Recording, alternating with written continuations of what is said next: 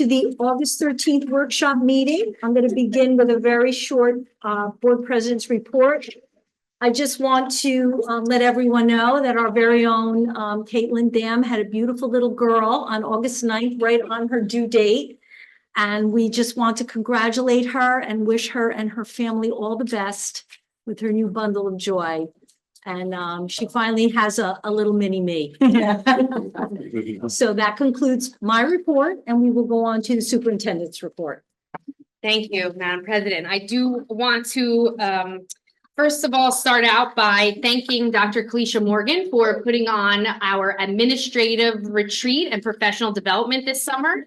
We did a 4-day series that covered a number of topics, including evaluation, the data, the student data, staff data, how to evaluate our schools and our progress, and to review that data and set clear goals for each individual school. We did that together in teams so that it was not just an individual effort by the principal, but by all administrators.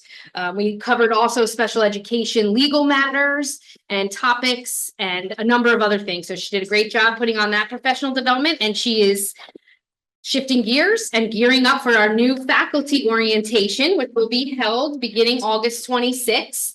And the Board of Education is invited to the meet and greet of our new faculty members on August 26th, which is a Monday morning in this room at 8:30 a.m. We will do a meet and greet. The new faculty arrives around 8 a.m. So you are welcome to come a little bit before 8:30, but you will be introduced at 8:30 to the group and get a chance to meet and welcome all of our new faculty to our district. All right. I want to let the board and the public know that I had sent out a communication last week to the families, letting them know that our Genesis parent portal is now open for families to complete their back to school forms. So all families can go in and complete their back to school forms. We will be releasing OTHS and TOIS schedules this Thursday, August 15th. If those forms are not completed, a family would not be able to see the schedule. So I encourage everybody to go in as soon as possible and get those done, so it is not a panicked situation when the schedules go live. Elementary homeroom teachers will be available on August 26th. That information will be available, and the same thing. You will not be able to see it if your forms are not completed. So just one additional plea to all families to complete those forms. Okay, and finally, the rest of my report, I'd like to turn over to Dr. Morgan, who's here this evening to present the assessment results for the NJGPA, the Access, and the AP. I think about them all. Yes.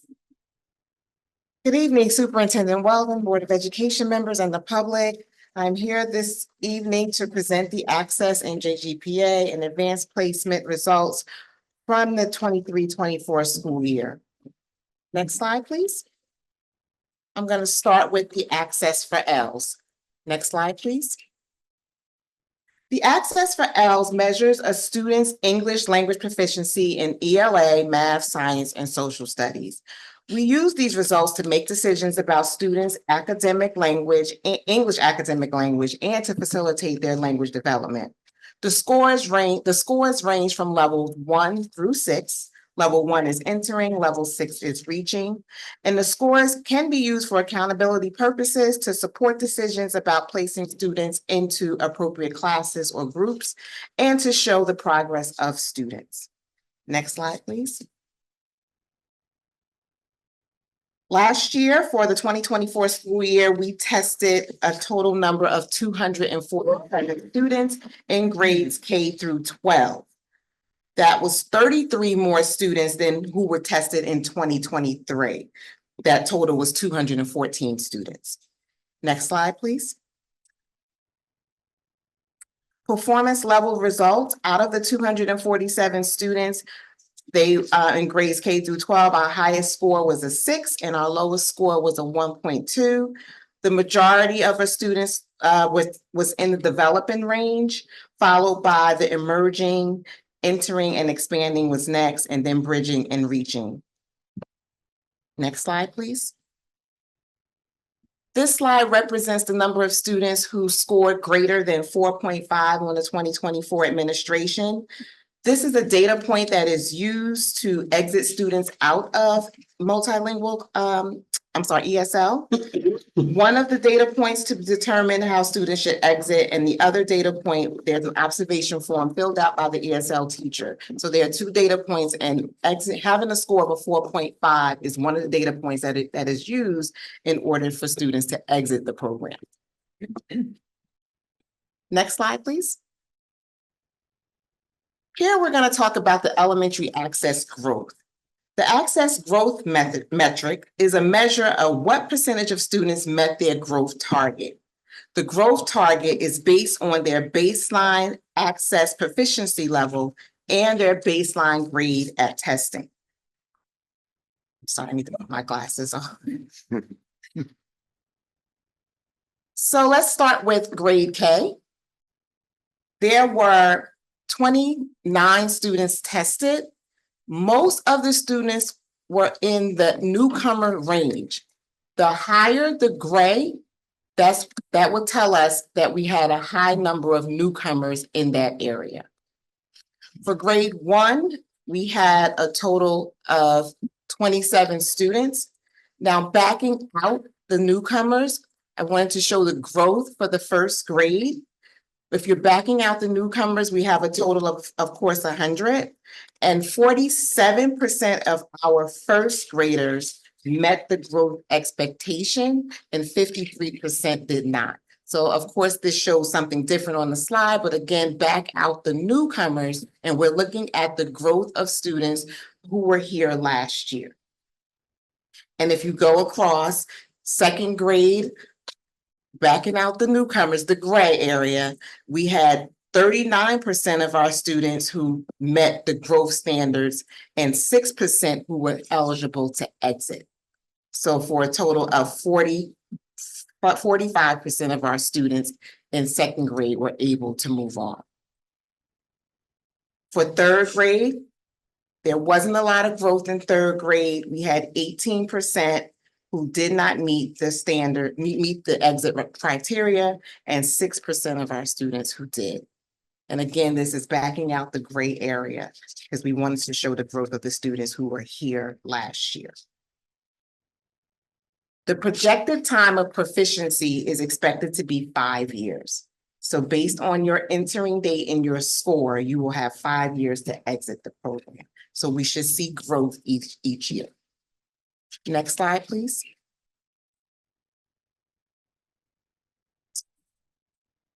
Again, for TOIS,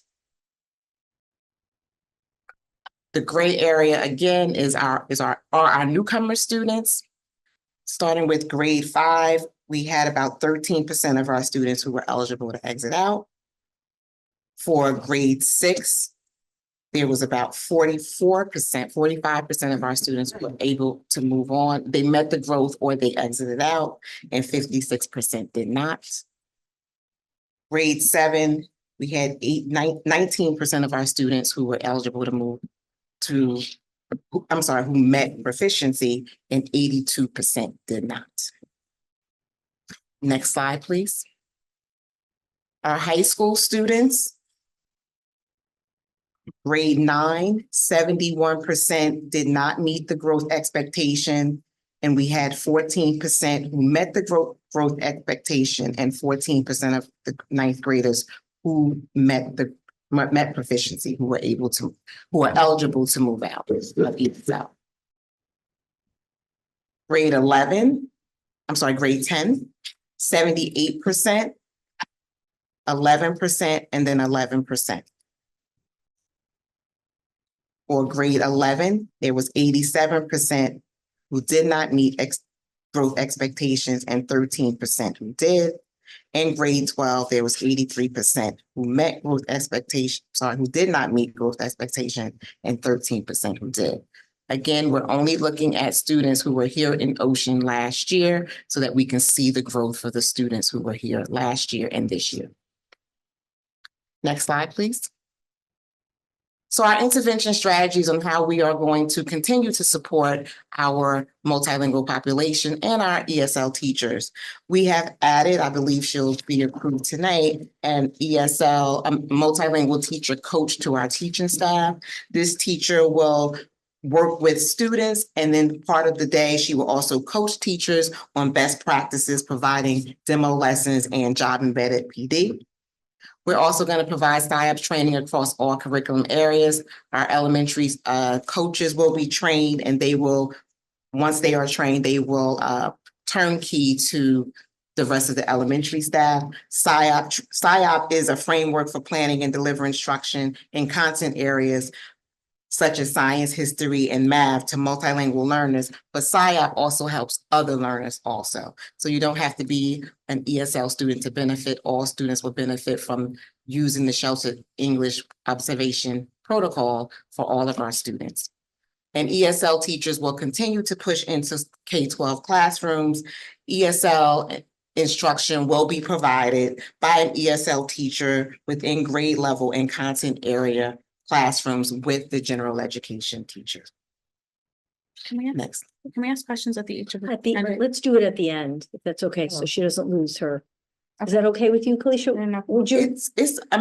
They're all spread out, so Would I'm you ending prefer access having- now, and then Okay. yes. so All right, that's- so then we will. Amy? So Mrs. I just have a question. I know that, you know, as we all know, our ESL population has grown Mhm. tremendously over the last couple of years.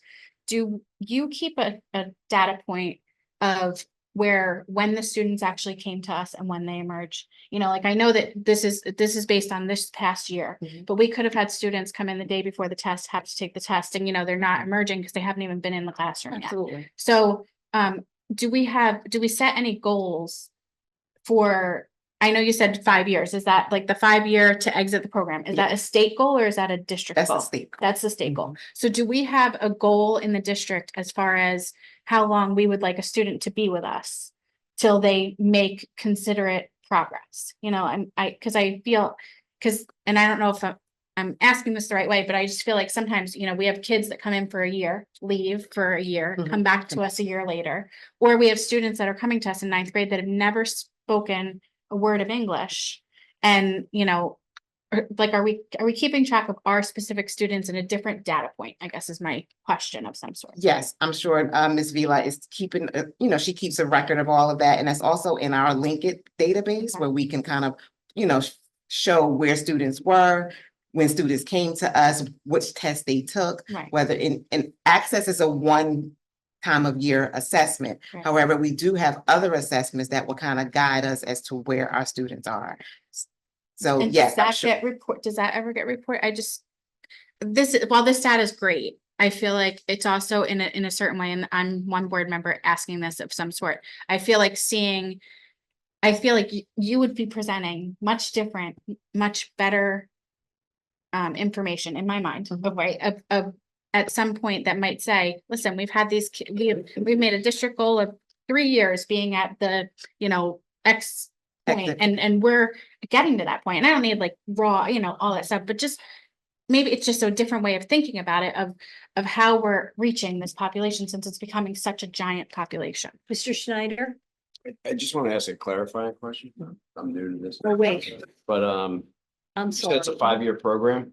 Wait, I'm sorry. Did you want to answer? Oh, sorry. Ms. Well, McGovern? yes, I that's think my- that what you're asking is, do we keep track of data of newcomers?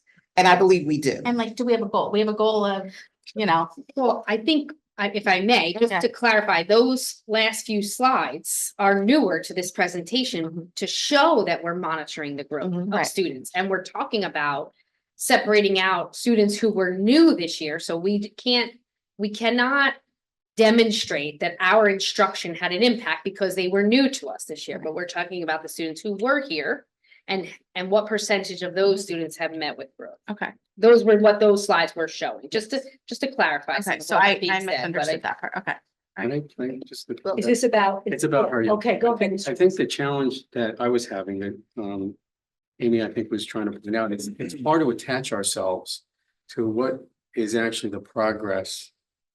Because I'm not sure where we started from, so to speak. So I'm not sure when I think when we say we accomplished 17% people who exited the program. I have no idea if that's good or bad, or I don't know if we're sitting there, we should go, oh, we're going, yeah, I'm not, I don't know what it is.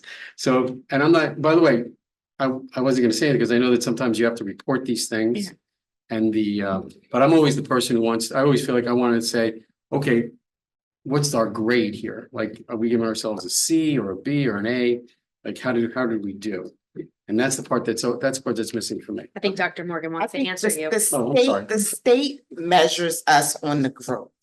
So each year they will look at these students and they will determine whether the student made adequate progress toward exiting the program. So right now, I can't say whether we're doing great or whether we're not doing great, but we had 18 students this year who met the requirement that they can exit. However, we had a number of students who we don't know whether they were here. Well, this data doesn't show whether they were here 2 or 3 years, but they are making progress.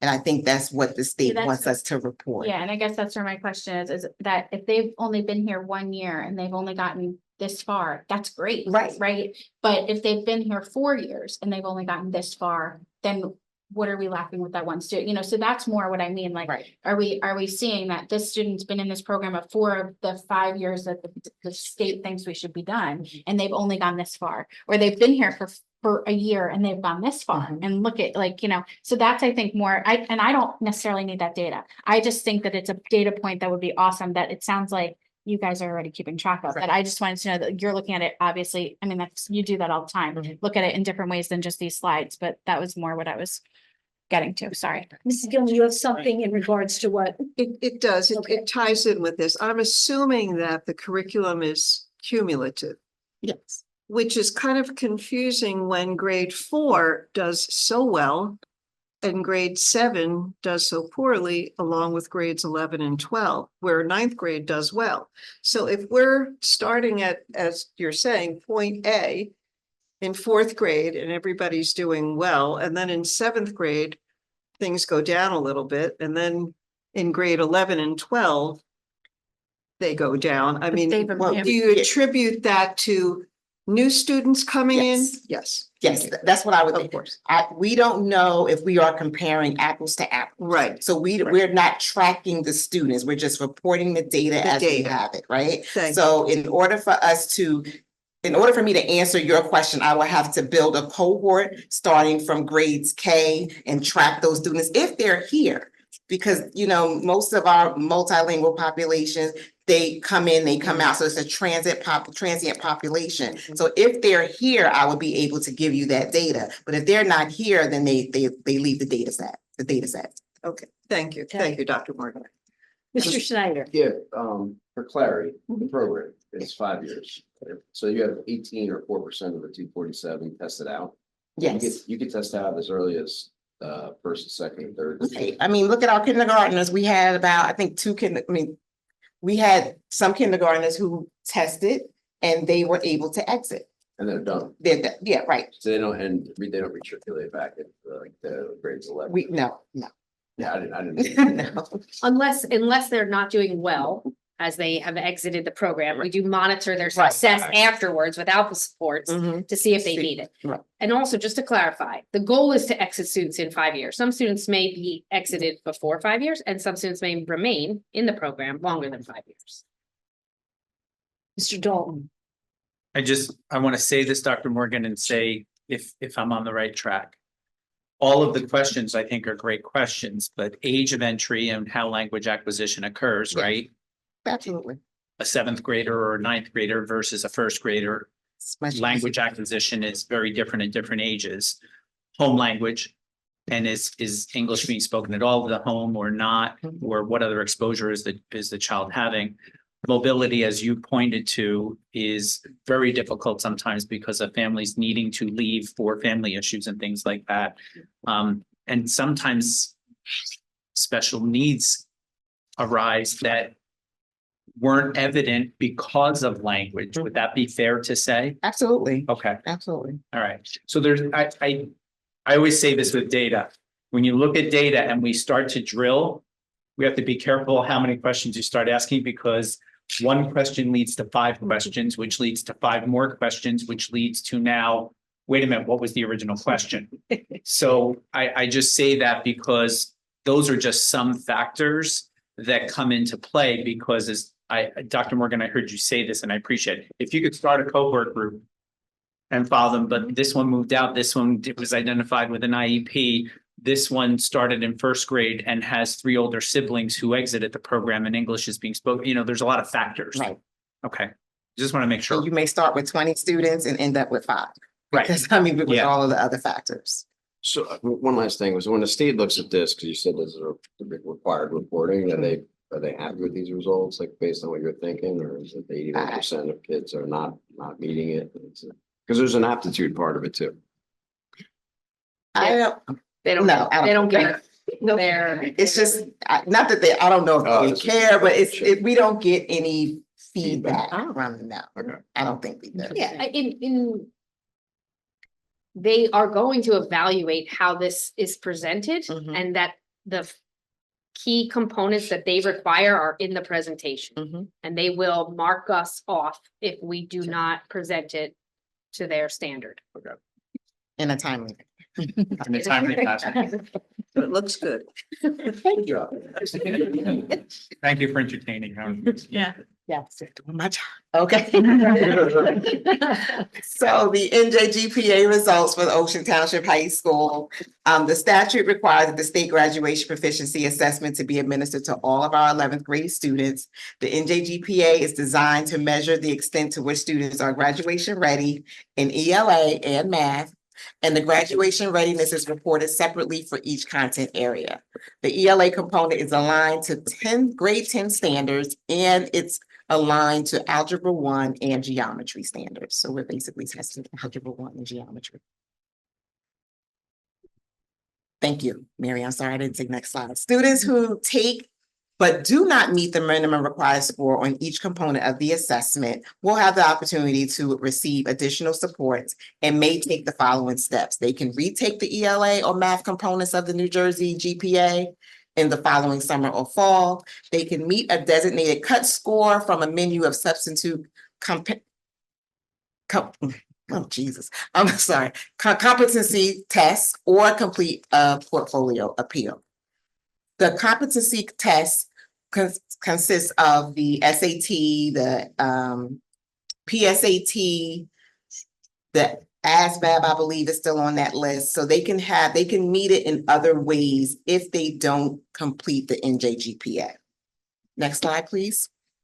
So 238 students took the NJGPA in English Language Arts and 238 students took the NJGPA in math.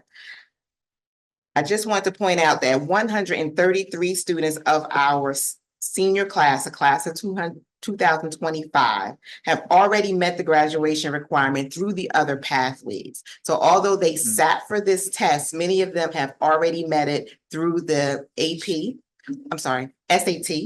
or the PSAT or the other competencies test that the state allows.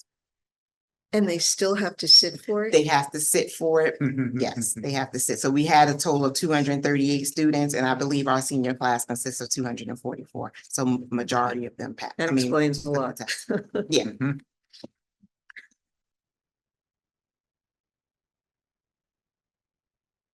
So our graduation ready district is 79.8, so basically 80%, which was 1.6% off from the state. And then there was 52.5 for math, which is about 2% off from the state. Next slide, please. The NJGPA scores range from a 650 to 850, and a score of 725 indicates that they are ready for graduation. Next slide, please. English Language Arts, here are our subgroups. Most of our subgroups increased from last year. That's a good sign for our ELA. Next slide, please. And our math, unfortunately, we have some work to do there, and we went down in math. Next slide, please. So our intervention strategies, had a wonderful meeting this morning with our supervisors as we began to prepare for next year. And we revamped the TOIS model of push-in, where we have our interventionists pushing into the classrooms with the gen ed teacher. We felt this was a great practice and best practice because students will not be pulled out and they will not miss that core. So that's for our tier 1 and our tier 2 students. Tier 3 students will also have the push-in intervention, but they will have intensive intervention pulled out with a teacher once a week.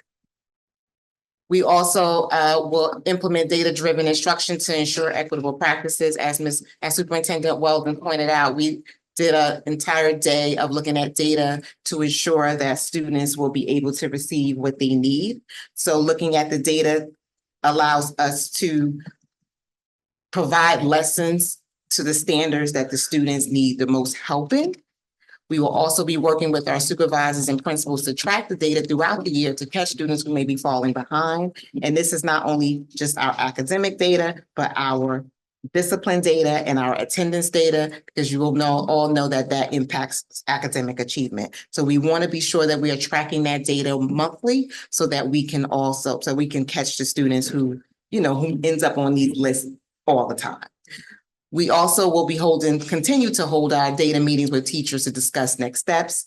The data meetings were very eye-opening to me last year, my first year, as I continue to go, and I will see how the teachers will come and meeting with the supervisors to discuss how their students have progressed or how they may not have been progressing and what are the next steps to get them to be successful. Okay, is there any questions for the NJGPA? All right. No. Next slide, please.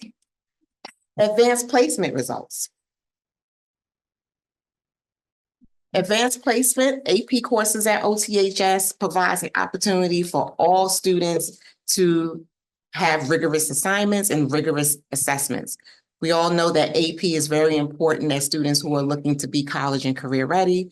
Many colleges take these AP scores and some students get credit for them. So it's very important for us to provide this type of program and practices for our students, not only, and this is something I personally believe, but I believe that providing students with rigorous coursework, even if they don't pass the test, also prepares them for college. We want to provide them with the most rigorous assignments so that they are ready to tackle college work. Sometimes they may not pass the test, however, being exposed to it will help them once they get to college.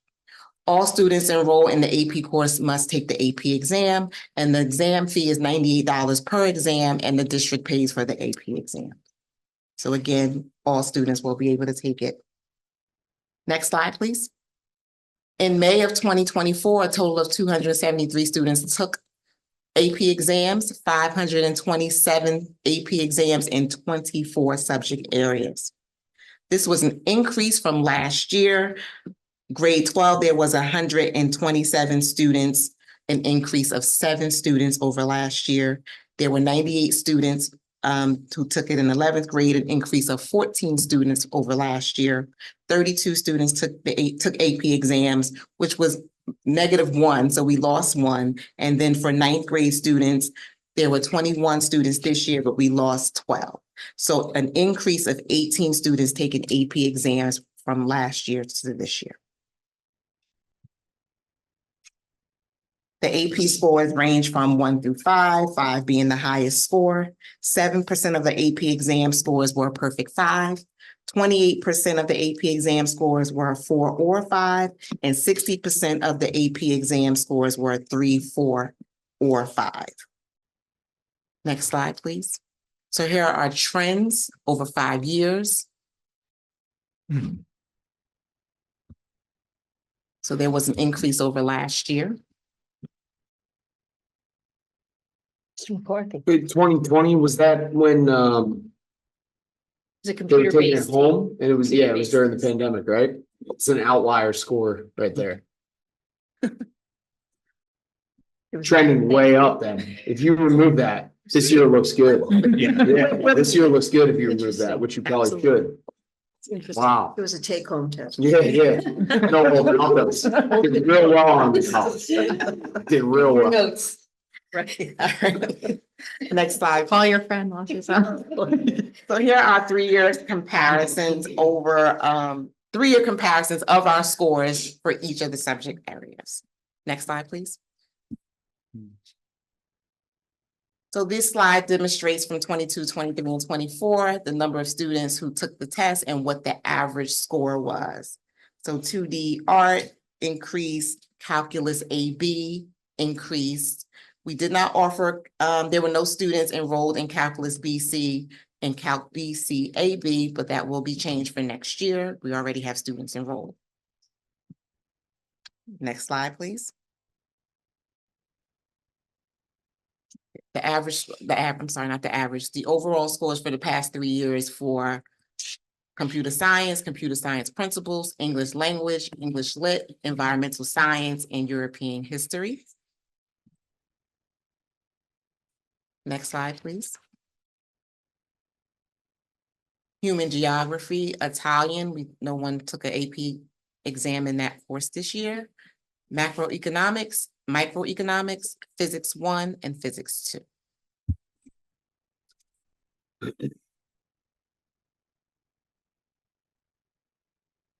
For psychology,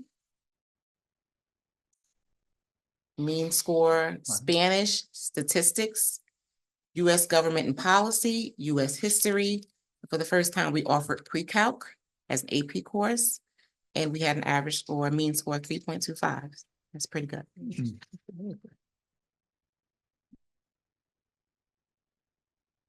And here are the remaining subjects: music, oral sub, music non-oral sub, music theory, and 3D art and design. Mr. Weinstein. So what does it say about some of these courses that no year has been over? I'm sorry, I didn't. Oh, I'm sorry. What does it say about the courses where that the mean score has not been over the past 3 years? Like I'm looking at geography, microeconomics, Italian, physics, macroeconomics. It's like there's no, like the average is over 3 years haven't been over 3. It hasn't been over 3. Yeah, so what does that say? Does it say anything or? Well, I can say a lot of things. Students are probably not excelling in that class, as we can see by the average. Without observing what's happening, I can't really tell what's going on. I will have to get a answer from a supervisor. However, many students enroll in the course who may not pass the exam. So that's not abnormal. But I can't answer as to why these particular classes, students are not progressing. Do you have an idea, Ms. Walden? Is it like the grade of the class is not dependent on the test? I think each test that you mentioned it could possibly be a different reason for each one. Mhm. In some cases, some of the courses that you mentioned are what we consider to be I'm going to try AP course. Meaning it's a student who may or may not be prepared for AP level work, but wants to challenge themselves and tries to take an AP course. And some of those that you mentioned are courses like that. So it could be a reach for a student trying to build a transcript to show that they have taken an AP course while in high school. And then therefore their performance on the assessment may not be as high. I don't think that's the reason for all of those.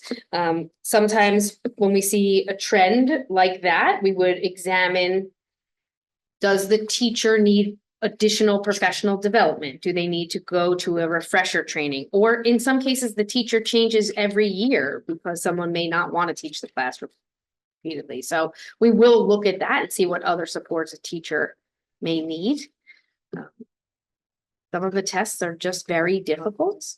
And again, we will, and we do, we look at, were these seniors who already were accepted into a college And they had that course on their transcript to help them get into the college of their choice, but they're now sitting for a test in May of their senior year, and the score is not all that important to them.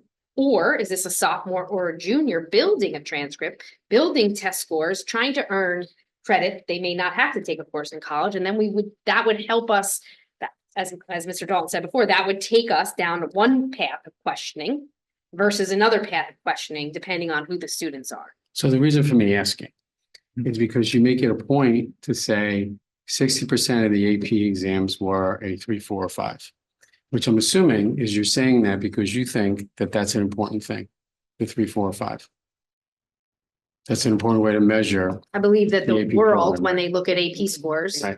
that's a barometer for success. Right. And so when you look at the other class, when you look at all those classes where there hasn't come close to that, right? 1.7, 1.5, 2.4. Like, that's the thing that's dragging it down, right?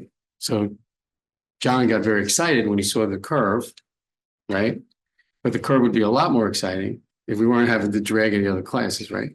And so I guess my thing is that I'm sure that the kids who were taking the economics classes, the average score in the class was not a C+. Pretty confident about that, right? Correct. An AP class, right? It was probably higher. Correct. So there has to be, at some level, there should be some correlation between the grade in the class and the grade on the AP test. Maybe. Okay, so Maybe. The reason for if there does not exist a correlation is because, as what I just said, which Yes. is you could have students who are taking it because they want an AP course on their transcript because it gives them a more competitive edge in applying for colleges. But once accepted into the college of their choice, the score on the test becomes less important to them. Also, as Dr. Morgan began, she said that the experience of the AP course is sometimes the edge. That Mhm. is the edge more than the score. And so we don't then game the results by doing away with the classes we can't be successful in, because we believe that experience for those students, even though their scores are low, has set them up for success post high school graduation. And we want to expose our students to as many experiences like that, so that makes them marketable and competitive when they graduate from our school. So, I mean, you make a point that we could probably have a different skew to those graphs. Just don't know that that's what we prioritize. Mrs. Gilman. You spoke about possible PD for some teachers that are doing AP. Mhm.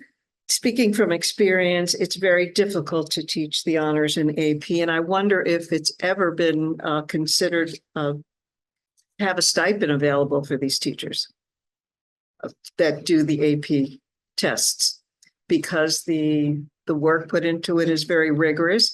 And I know it's very frustrating when students who might be seniors sit for the test and ding, ding, ding, ABC it, and don't take it seriously. And if we're paying for these tests in a year that, you know, we've had to not replace personnel and we've seen a cut in funding, we need to make sure that these students are taking the tests seriously if they're sitting for them.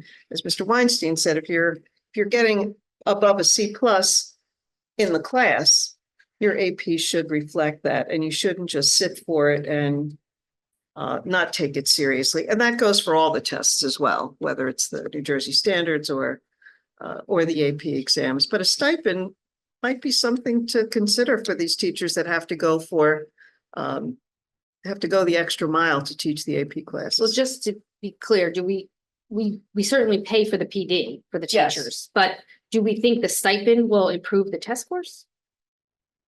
I don't know. Okay. I don't know. I would hate to think that would be the case. Yeah. If there's a I was just gonna, like, from someone who is living AP right now, right? Living it through the high school right What are now. you thinking? I Yeah, I feel like I'm taking psych and pre-calc last year and 4 this year. But I will say that I think there's something to be said about a district goal that we've had for many, many years of encouraging many, many, many different students to be in these classes and getting perspective, even in the discussion that happens in AP courses, from different people in the class and learning from each other and doing things that as a parent, I'll say, my 3, 4, and 5 doesn't matter to me as much as the study skills that I saw from September to May of learning how to take a college level course and being able to do stuff and learning, you know, different things about how important extra credit is in those kinds of courses. And, you know, and so when you find out, you know, and they are like, there are kids that definitely take it that halfway through the year might feel like they're in over their heads, but they've also learned it and they've taken a chance. And I would hate to, you know, there's certain classes in this year, one that was not given last year that's being given this year, that, you know, you have students that are encouraged to do it, that if you get 8 kids or 10 kids, we can give this course or whatever. But we are still encouraging, you know, kids to go to those courses that may not have so many kids because it's something important. And I think, like, I've always been on this side of AP, even before I was living it in my life. And now, you know, always been on the side of encouraging so many different students from every walk of life in our high school to take this harder schedule and have these year-long courses. And I think that side of it is so much more important than the 3, 4, 5s. So I'm confident that if we would go back to last year, when this was being played, we'd have a similar We conversation. would, for the last 10 years. So one of my perspectives on this is that as a district, sometimes we struggle for data points that say we are exceeding expectations. We struggle with that sometimes, right? SAT scores, we're kind of on the average, right? How we get ranked, we're kind of on the average, right? Maybe sometimes even below the average. And we kind of go back to, and by the way, my kids graduated here, and I you know, I love the district, and I really love the kids became good whole people and did well in school and doing well in work, right? But it's sometimes we should look for some data points that actually can support that is what's occurring. Right, one of our big data points was that when a kid goes to college, that our number of they stay in school after the second year or something is much higher than the state average, right? So that's a trailing number, right? That's like you can't forecast that number. So it'd be nice to actually have some numbers that we can actually then forecast that we're actually able to start correlating and prove that point. To me, this might be one of those numbers that actually can help that. Like, I think we're a little deficient on the proof points, other than the fact that we have good kids out in the world, which is probably the biggest proof point that you want to have, but it's still hard sometimes to kind of prove those points. And I'm not sure, I like to prove points that are congruent to what we're trying to accomplish. And an AP exam seems like AP text and stuff, not grades and all that kind of stuff, but an AP test and the success of those things seem to me is one of those opportunities to prove congruency of students that are well prepared, going to do well, and are doing well today, that we can have some kind of congruent relationship. And the growth of the participation and the percentage of 3, 4, 5s is not enough in your opinion of that. Well, just to be clear. Well, 273 kids, right? Out of how many kids in the school? Well, just under 1,000. So it's a quarter of the population. So I'm not even sure. I don't know if the percent has gone up, and I don't know if the 273, if they took 3 of these tests or 4 of these tests, I don't know what that number is. It might be netted down that they took, the majority of all these tests, right? It doesn't necessarily kind of correlate exactly for me. Okay, I don't understand that last part, just so I am clear, so we can look at that. You're not sure if the percentage of students correlates. Well, if The all percent- the reasonable grades that were achieved here, 3, 4, we're 5s. we're done by 40 kids, right?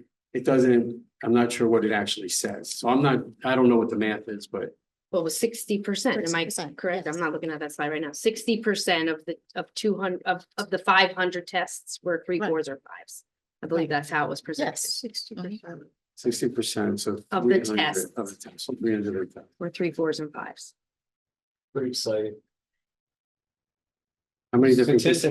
But he's saying of those. Yeah, that's how. I'm saying were those 300 tests basically taken by 60 kids? 500 tests. The same 60 kids, Okay, now I understand. Now I understand what you're trying to right? say. Which I'm not sure if that's true or not true. Just like you said, how many of your kids take it? He's taking 4. No, He's taking like, 4, right? So if he's taking 4 and he gets all threes, then now we basically have 60 kids who are selling. Not, I don't know the number off the top of my Yeah, head. I don't know either. It's about 40%. It's Pareto principle, 40% of your. Okay, so I'm not poking holes. I'm just saying it's nice to have numbers that help us correlate to prove something else. Mr. Dalton. I just want to add to I hear your points. First of all, I think the numbers show a good trend of growth and access. And I think that when we talked about earlier things, and we talk about, more kids having access, when we talk about that in special ed, when we talk about that in other things, exposure to higher level curriculum and higher level interaction, we know benefits children. So I think there's 2 goals running side by side here is we would always like to see greater results on numbers with scores and things like that. But we're also providing access, which ultimately, not right now, but for the future for those students does matter. So it's balancing those 2 pieces is what I'm hearing. I'm not saying you're wrong on that. And No, I'm no, not it's- wrong. yeah. I'm not at all questioning. No, I The hear what you're ability to saying. participate is probably, is really important, right? I think it's great. I'm just saying the other part should not be disregarded.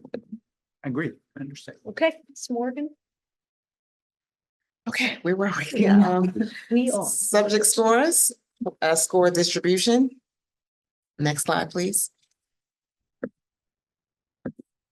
So here are the distribution percentages for courses that had more than 10 students enrolled.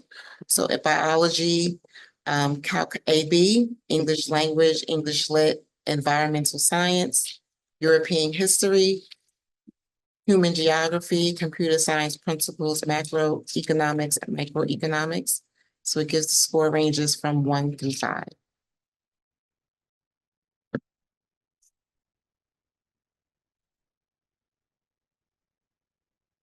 Next slide, please.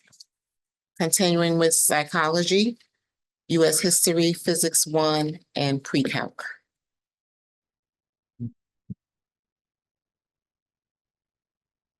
Next slide, please. So here are our student participation percentages. Black students, the enrollment has gone down. Hispanic students are holding steady. Multiracial, and our white students.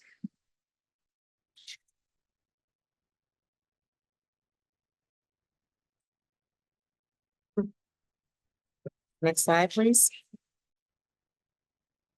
So our total scholars, the AP Scholar, we had a total of 67 AP Scholars.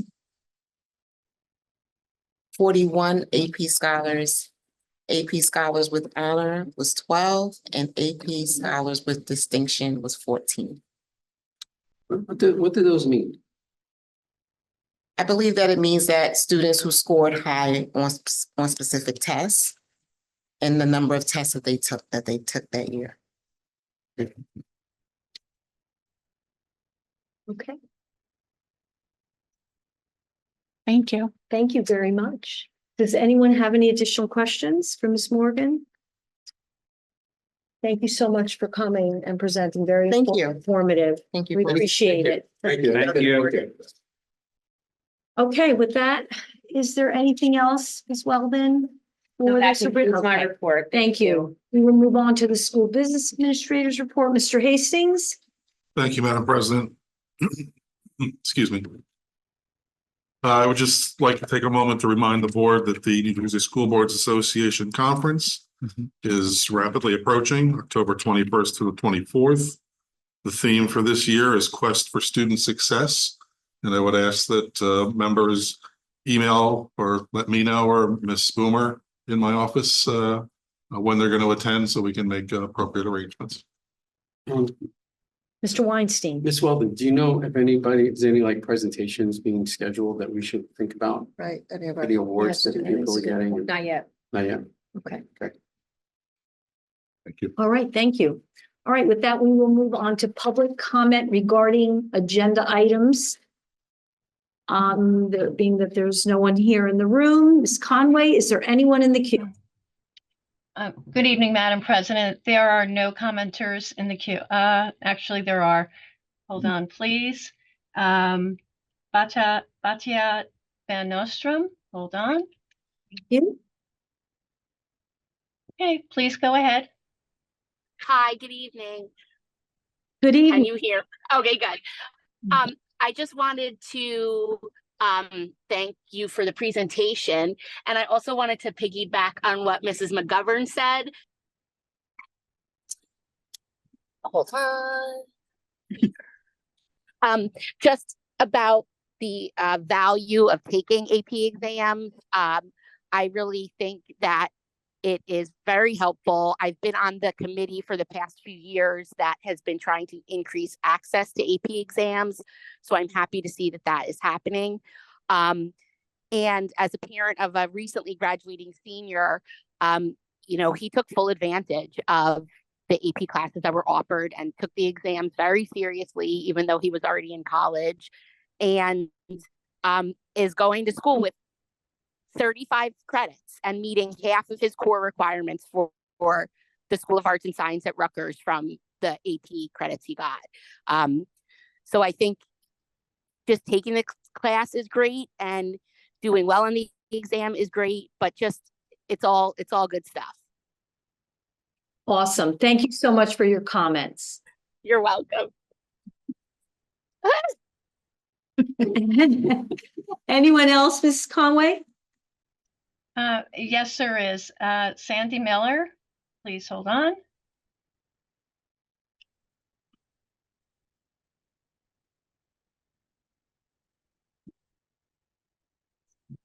Please go ahead.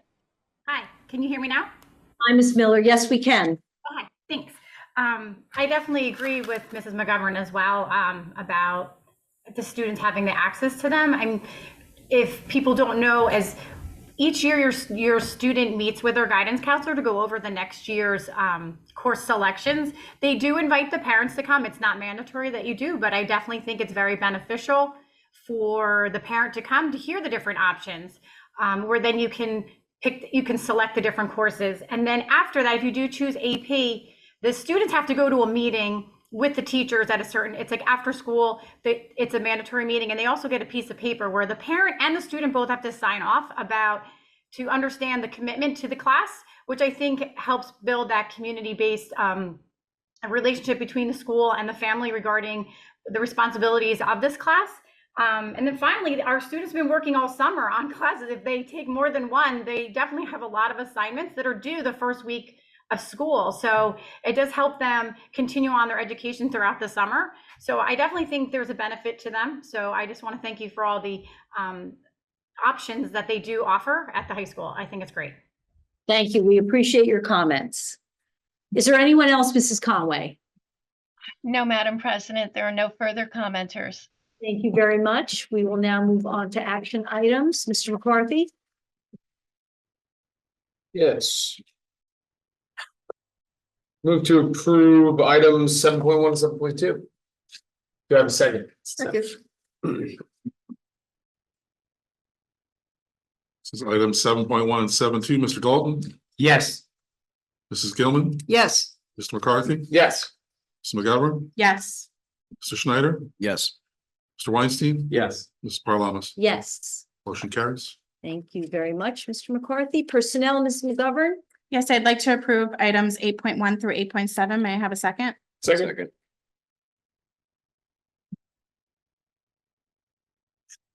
Items 8.1 through 8.7. Mr. Dalton, Yes. Mrs. Gilman, Yes. Mr. McCarthy, Yes. Ms. McGovern, Yes. Mr. Schneider, Yes. Mr. Weinstein. Yes. Mrs. Parliamus. Yes. Motion's carried. Okay, thank you, Ms. McGovern. Financial Management and Resource Services, Mr. Weinstein? Thank you, Madam President.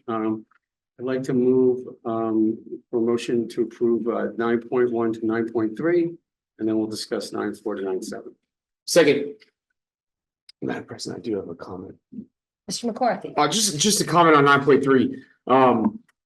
I want to highlight the zero charges in the use of facilities that we see there, the lack of charges. I'm abundantly in favor of that. I just want that to be clear to the town that I want that to happen here in this district, because I believe that if we don't do this, that these things are going to be passed on to the taxpayer. So every time that I see this, I'm going to continue to vote for it, approve it, and to comment on how appreciative I am that we have a town that is providing our resources to our taxpayers. That's what the school district is here for. Thank you. Thank you. I second that. Oh, Hold on. All right. Go ahead, Mr. Hastings. This is for approval of 9.1 through 9.3. Mr. Dalton, Yes. Mrs. Gilman, Yes to all, but recuse from the wrestling room? thank you. Unsure, but I'll just McCarthy? recuse from that. And yes to all others. Thank you. Mr. McCarthy, Yes. Mrs. McGovern, Yes. Mr. Schneider, Yes. Mr. Weinstein, yes, I'm for the wrestling room. and then Mrs. Farland. Yes. Thank you. Motion is carried. All right, let's go back to discussion. Question on 9.4 to 9.7. Would you like to say anything about any of those? Yeah. Or does anybody have any questions? No, those are all pretty straightforward. Anyone have any questions? All right, No. perfect. Stay Thank you, out, Mr. Weinstein. happily take the money from Interlake and then Lock Harbor, even though. All right, let's move on to instruction, education, student activities. Ms. Gilman. As President Parlamis, move to approve items 10.1 through 10.3, our curriculum and our evaluation for our staff. I think 10.2 and 10.3. 10 are Our discussion. Yeah, Oh, 10.2 and 10.3. Sorry about that. Yeah, 10.1 then. We're going to move to approve our clinical practices and then discussion on 10.2 and 10.3. Do we have a second on 10.1? All Second. right, should we move that? Mr. Hastings? Thank you, Madam President. This is for 10.1. Mr. Dalton, Yes. Mrs. Gilman. Yes. Mr. McCarthy. Yes. Mrs. McGovern, Yes. Mr. Schneider, Yes. Mr. Weinstein, I should probably second that. I'm going to recuse myself from 10.1 in my affiliation with Monmouth University. Mhm. and Mrs. Parlamas. Yes. Motion carries. All right, so discuss 10.2 and 10.3. Yes, I just a comment on that. This is our annual approval of our evaluation rubrics that we use to evaluate all of our different job categories. And then, of course, the summer long work on all of our curriculum under Dr. Morgan's direction. Our supervisory team and some of our staff have been working to update our curricular documents, and you see there's quite a bit there. So we did put it up for discussion, so you would have a little bit of additional time to review. We And appreciate we'll put that. it up next time for a vote. Okay. Mr. Weinstein? Is there anything that changed drastically on the, that we should look at more? Is there anything that's Yeah, changed? all of the ELA standards have been updated for the 2024. We were mandated by the state to update all of our curriculum documents. That's why you see 121 curriculum documents before you. If you choose to read them all, but only the ELA curriculums have been updated. But there are also interdisciplinary areas and other curriculums that we have to change the standards. Okay. Yeah. Okay, thank you. And then I think the new cybersecurity course. Right, that's the new one, right. Ms. McGovern? Is there anything that we went went over with what we budgeted for hourly wise, or did we pretty much budget everything I correctly? think we budgeted everything. I think we came in under budget because most of the supervisors did most of the work themselves. Okay, thank you. Wonderful. All right, anyone else? All right, planning and construction, Ms. McGovern? Yes, I would just like to move to approve the resolution attached, which just, I mean, I'm not gonna read it in full, but it gives us the opportunity to go out to RFP for any possible use of this facility, this location, like this one, Right. facility isn't the word. No, But that's this- for You read Yeah. 11.1, Yeah, the so, subject. oh, there you go. And for a total of 60 days. Yeah, to solicit qualifications and proposals for proposed development and lease of the district property here at 163 Monmouth Road. So it's just saying that we can go to RFP for it. But could we note, Mrs. McGovern, the? Oh, sorry, and there is one change on it, which in the bottom of the bullet points, right before now there be it resolved. It will be board may enter into a lease agreement with one or more of the respondents, not board will. So it's going to change to board may. It just doesn't reflect that right now on this document. Thank you. May I have a second? Second, Thank you. Okay, any discussion? Oh, I guess not. Okay. For 11.1, Mr. Dalton, Yes. Mrs. Gilman. Yes, Mr. McCarthy, yes. Mrs. McGovern, Yes. Mr. Schneider, Yes. Mr. Weinstein. Yes. Ms. Parlour. Yes. Yes. Motion carries. Thank you. Policy, Ms. Gilman. yes, Madam President, we will discuss the first reading of the revised policies and regulations as follows. If you had a chance to look at them, you'll note that the regulation was abolished and then replaced with a new organizational chart. And I we'll can have a just- chance to read them over Yeah. again for the next meeting. Just to provide some context, most of these are part of the review of policies that we did not have updated. So we've started to move through. I mean, we've already been doing that. We did some of the mandated ones. We did some of the ones that we felt were very easy. It was a simple minor change. Now we're getting into the crux of policies. That really, ours was on, I think in most cases, we had a 1990 version and Strauss Esme had a 1992 version. So they were not completely out, there's nothing new, nothing current that was ignored. But they were never updated to the 1992 version that Strauss Esme put out. So we've started to bring those back onto the agenda to update. Thank you. Ms. Gilman. I just have a question on one of the policies regarding volunteer athletic coaches and co-curricular. I noted changed. They crossed out possess a New Jersey substitute teacher credential, so they no longer have to have So that. that we had a little bit of discussion about that last time we pulled it because the athletic director felt in speaking with his colleagues across the county that many other districts do not require that, and that was sometimes a hindrance to bringing on volunteers. In reviewing the NJISA NJSI. SIAA, excuse me. They do not require it. And so following what they require and what Strauss Esme recommends, it is not a requirement to have that. That was a local requirement and we have presented a policy that would take that requirement away. Thank you. Okay, anyone else? Mr. Schneider? Just a quick question on the code of ethics. Is it a point of preference or is it just modernization of the policy? Is just getting rid of the he or she to he Yeah, backslash she? slash. I didn't know if that was That was weird. Forget. Yeah, I think Off the that top was of my the head, I think addition that- of he, she, I believe. Right. Strauss. And there was an additional sentence added to, I think approximately the 8th paragraph. There was one additional sentence added to the code of ethics Right. policy. It's on page 2, Brian. That was the one was the second, sentence yeah. that was added. that was it. Thank you. Okay. All right, thank you very much, Ms. Gilman. We are now on to old business. Is there any old business from the board? Anyone have any new business? All right, we will now take any public comment on any item. Is there anyone in the queue, Ms. Conway? No, Madam President, there are no commenters. Thank you so much. I'd like to make a motion to adjourn the meeting. Second. Thank you. Have a great night.